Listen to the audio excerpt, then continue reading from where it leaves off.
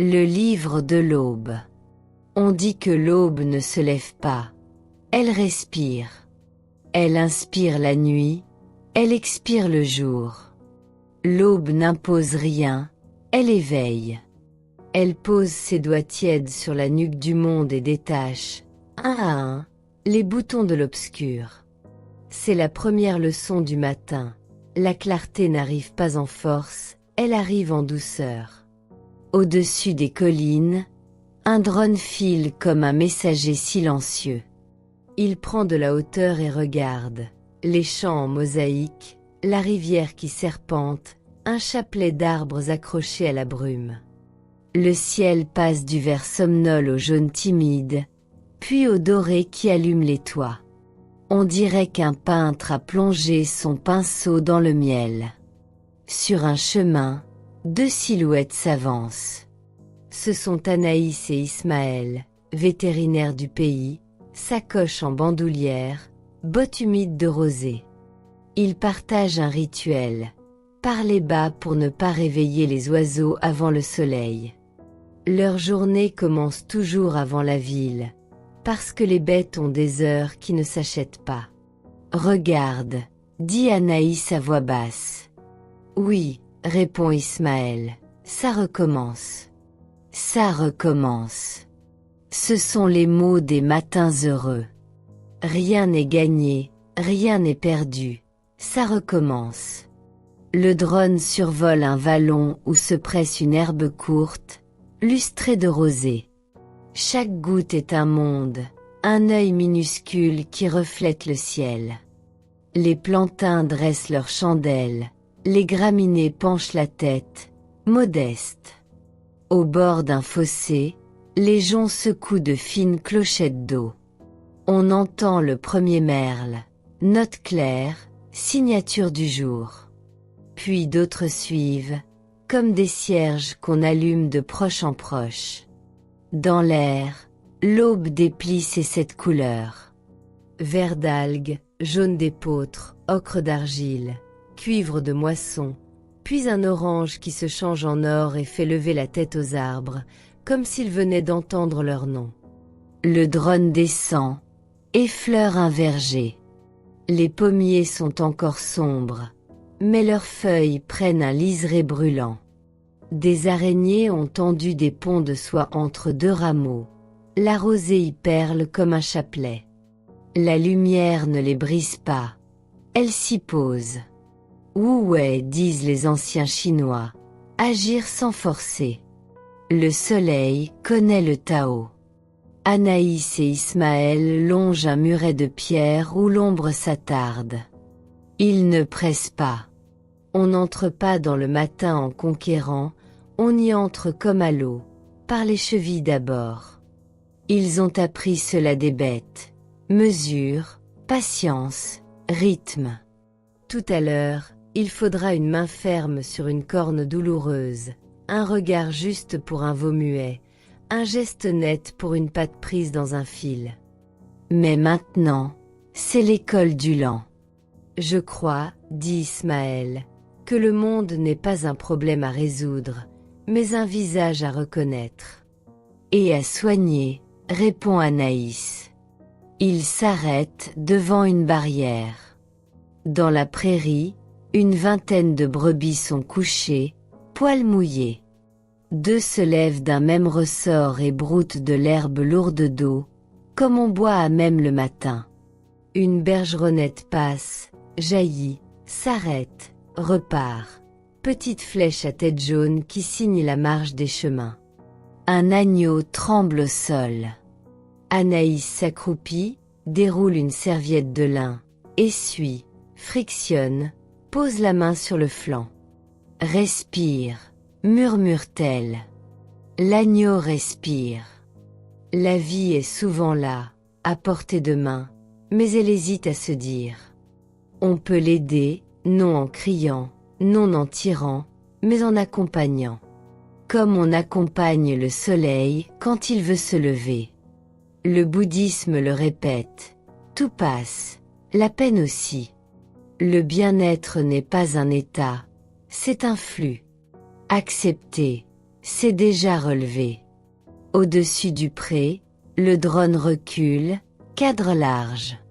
Une buse se met à l'ascenseur, portée par une colonne d'air que personne ne voit. Elle monte lentement, comme montée par un chapelet d'invisible. Puis elle glisse, effleure la courbe du vallon, recommence, prend la pente du matin jusqu'au bleu tendre qui ouvre sa paume. On croirait une leçon de vol pour humains. Tiens-toi là où le monde te porte. Un peu plus loin, 3 hérons sortent d'un fossé, déplient leur géométrie froide, se mettent en fil d'ombre sur la nappe d'or. Ils posent leurs pattes dans l'eau avec un respect dorant, pêchent sans bruit, avalent le jour par petites gorgées. Au bord d'un étang, 2 cygnes sculptent la lumière. Ils ne demandent rien, ils existent, et cela suffit à magnifier le monde. Les bêtes sont comme ça. Elles ne veulent pas être aimées. Elles veulent qu'on leur laisse la place d'être ce qu'elles sont. Le plus petit des maîtres du ciel arrive enfin, la mésange, bec plein de fils pour un nid à parfaire. Elle ne diffère pas. Chaque matin, elle reprend. C'est peut-être cela, la plus grande sagesse. Recommencer. Dans la pente, un champ de céréales se met à chuchoter. À mesure que le soleil gagne l'horizon, les stomates des feuilles s'ouvrent, respirent, échangent, gorgées de nuit contre gorgées de jour. Les plantes ne gaspillent pas. Elles dosent la lumière et l'eau comme des alchimistes. Elles ne parlent pas de bien-être, elles le pratiquent, en équilibre serré, au 10e de goutte près. Un tournesol pivote presque imperceptiblement. Nul drame, nul discours. Il s'oriente. Convertis-toi vers ce qui te nourrit, murmure une vieille voix, celle des pères du désert. Le tournesol répond par un geste, oui. Les fougères déplient leurs poings, délivrent leurs côtes vertes, lisent le soleil en braille. Anaïs pose la main sur un tilleul au bord du chemin. Je crois qu'il a pardonné la sécheresse de l'an dernier, dit-elle. Les arbres pardonnent en poussant, répond Ismaël. La botte glisse sur de la mousse. Il rit à mi-voix. La joie du matin tient parfois à une glissade sans chute. Au hameau, la première étable ouvre ses volets. L'air chaud de bête et de foin roule dans la cour. Un veau appelle. Anaïs entre, salut du menton au fermier, regard au sol pour ne pas importuner. Elle approche le veau, touche le cuir glacé du museau, souffle doucement sur les narines. Le veau se calme, cherche le lait. Ce n'est pas grand-chose, dit-elle en sortant. Ce n'est jamais grand-chose, répond Ismaël. Mais le petit juste, au bon moment, c'est la grande médecine. Dans la cour, 2 chats s'étirent comme des rubans vivants. Ils savent que le jour chasse l'humidité des os. Ils bavent un peu de soleil sur leurs pattes, se lavent avec la langue tiède, puis s'en vont inspecter les granges, inspecteurs des silences. Un coq mâle réglé pousse une fanfare tardive. Un chien lui répond en bâillant. La ferme a son horloge propre. Elle se règle sur le lait, sur la lumière, sur les pas qui reviennent. Les vétérinaires reprennent la route, un chemin de terre qui coule vers la rivière. Au-dessus, le drone recadre la courbe, ruban de cailloux, 2 ornières, herbe au centre, marge fleurie. On pourrait aller plus vite. Mais la vitesse juste n'est pas celle qui gagne du temps. C'est celle qui respecte le temps des autres. Insectes, oiseaux au sol, lièvres terrés, rosée fragile. Un lièvre surgit à gauche, hésite, repart. Anaïs ralentit avant même de le voir vraiment. Sa main c'est avant son œil. L'expérience n'est pas un capital, c'est une politesse. Les lièvres, d'ailleurs, n'ont pas de dette. Ils courent. Ils sont la franchise même. En bas, la rivière dit le matin, cheveux de lumière sur un front liquide. Les libellules accrochent des fragments d'or à leurs ailes. Photon et chitine signent un pacte de beauté. Le monde n'a pas besoin de nous pour briller. Il a besoin de nous pour ne pas éteindre. Sur la berge, une vache a égaré sa patience. Elle piétine une ornière, souffle fort.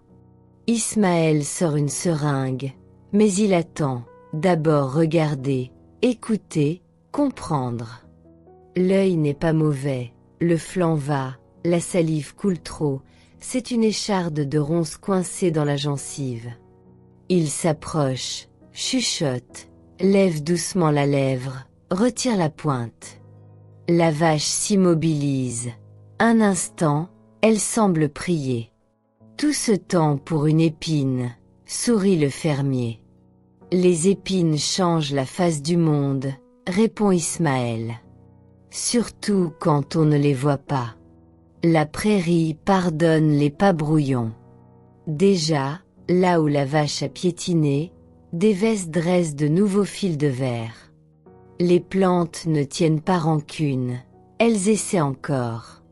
Le bien-être, c'est peut-être cela, recommencer sans amertume, pense Anaïs.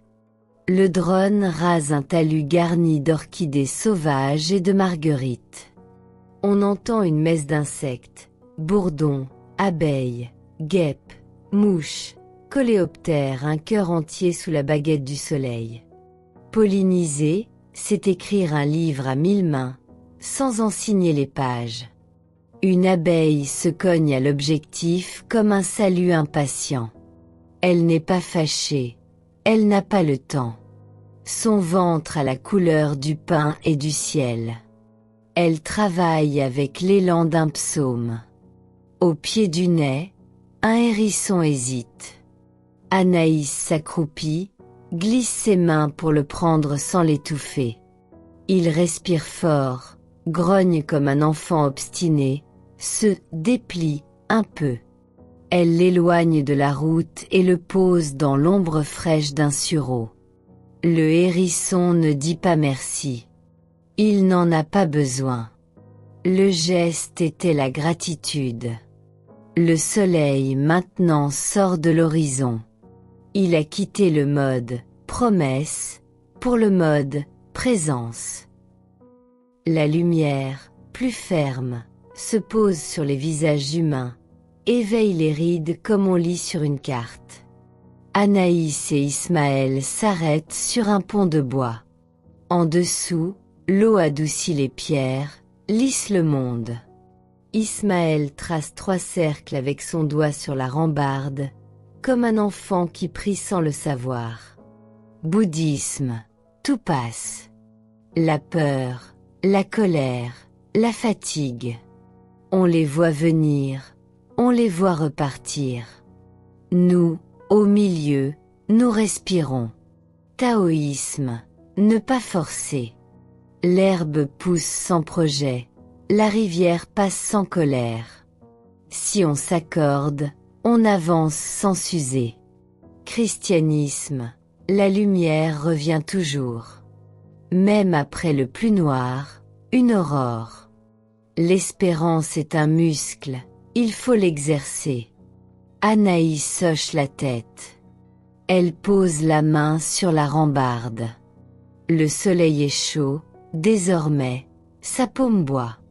Il faudrait ajouter la sagesse animale, dit-elle. Oui. Celle qui modèle l'instant. Pas d'archives, pas de regrets, pas d'illusions. Juste la branche et le vent.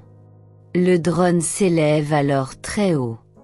On voit la carte entière, la ferme, l'étang, les prairies, le ruban de rivière, les toits qui scintillent, la route qui serpente, le village qui cligne. Tout tient ensemble. Rien ne crie. Harmonie. Au retour, une fille attend à la barrière. Elle tient dans ses mains une fleur froissée, anxieuse de la perdre. Sa vache a mis bas dans la nuit, le veau a de la peine à se tenir. Anaïs lui montre comment soutenir sans gêner, une main sous le ventre, l'autre près de la croupe, et des mots trop doux pour être écrits. Le veau tremble, essaie, recommence. Il trouve l'axe, pose ses 4 vérités sur la terre. L'enfant essuie ses mains sur son tablier, rit sans bruit, c'est fait. Tu vois, dit Anaïs, la vie ne demande pas notre permission. Elle nous demande compagnie. L'enfant hoche la tête avec l'autorité de ceux qui ont vu. Elle offre sa fleur froissée à la vache, qui la mange. On rit. Communion. À midi, le plein jour a conquis les angles. Mais la vraie bataille était le lever, tout ce qui l'enclenche, tout ce qui s'y accorde. Les vétérinaires rangent leur matériel, notent des mesures, cochent des cases, le soin a besoin de mémoire. Puis ils s'asseyent un instant dans l'herbe, dos au tronc d'un frêne. Ce que j'apprends chaque matin, dit Ismaël, c'est que la douceur est une force de traction. Elle attire la vie vers le haut. Et que la fermeté est une caresse plus épaisse, ajoute Anaïs. La main qui tient, c'est la même que celle qui console. Ils laissent passer un nuage sur leur visage. Le monde voyage gratis. La loutre a laissé une signature glissante dans la vase. Le renard a écrit son initiale dans la poussière. Les biches ont posé des parenthèses au bord des bois. Toute la grammaire du vivant se réécrit chaque matin avec un alphabet de pas. Le drone revient au-dessus d'eux, fixe un instant le tableau. 2 humains adossés à un arbre, un sac ouvert où brillent des outils propres, un carnet, une gourde, et autour, un champ de lumière.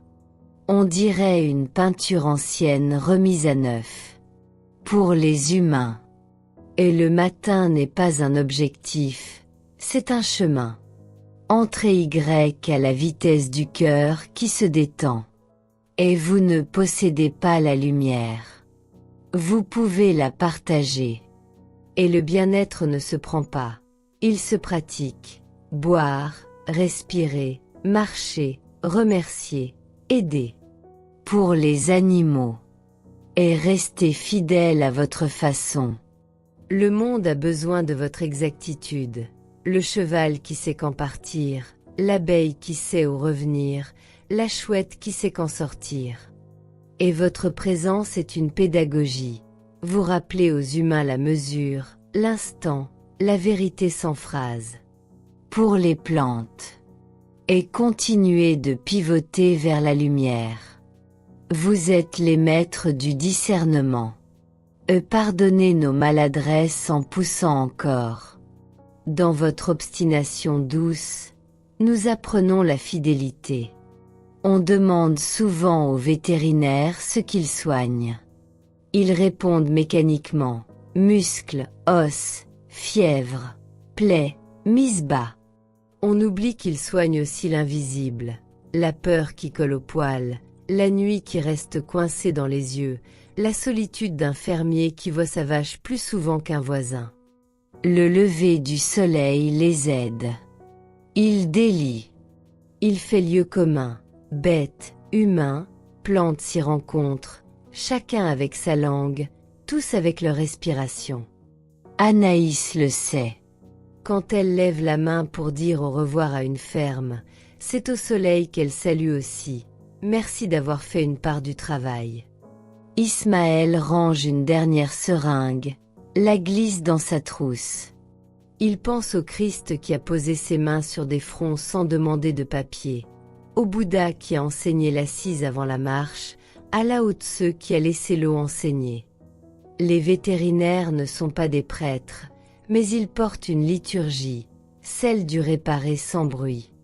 Le drone s'éloigne, prend encore de la hauteur. Le soleil, maintenant, est au-dessus. Mais la vraie flèche du jour a été tirée avant. quand la lumière s'est mise en route, quand les bêtes ont rouvert leurs yeux, quand les herbes ont ouvert leurs pores, quand les humains ont ouvert leurs mains. Sur le chemin du retour, des enfants marchent à pas neufs, cartables qui balancent, joues chauffées de 9 heures.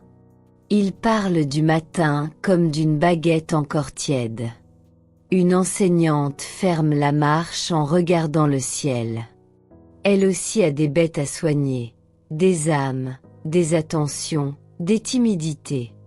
Anaïs et Ismaël passent près d'eux. Les enfants les connaissent.